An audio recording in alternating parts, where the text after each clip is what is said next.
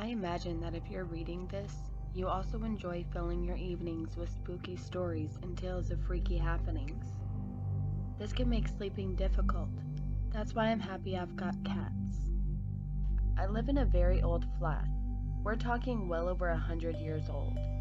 In fact, it used to be divided into a servant's part and a rich fuck's part. That's how old it is. The servant's part, in which I live, didn't get indoor bathrooms until the 50s, and it doesn't have a lift. I know the history of the building fairly well since my great-great-aunt used to live here, and my grandmother loves telling me the old stories. Now, like all old buildings, it makes noises. The floorboards creak if you look at them funny. After a night of binging no-sleep stories, those noises can easily make you jump. But I've got cats. There is no noise that can't be explained with cats. Those creaking floorboards outside my bedroom, I guess the cats are walking around. Sharp claws tearing into the wood of the front door, perfect scratching posts. That sudden weight on your head when you're about to fall asleep, someone wants to cuddle. Things getting knocked off tables, baskets getting ripped apart, blood stains on the same spot in the hallway every morning, tipped over chairs, all classic symptoms of having cats.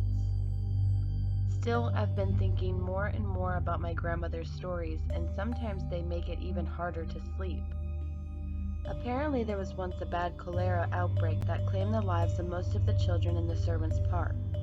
I know it's just my cats whining, but sometimes I can't help thinking that they sort of sound like young children crying. And I know it's just the eyes of my cats shining in the hallway, but sometimes I wonder how they manage to get up so high.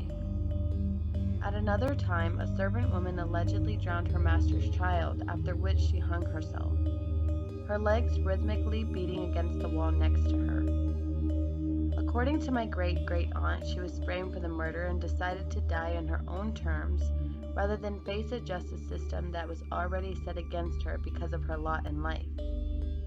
Now, it's clearly not my cats banging into the wall behind my head, but I do know that we've got a moth problem in the building, and my cats love jumping up the walls trying to catch them. My neighbors probably also have cats with similar interests, although with a far superior sense of rhythm.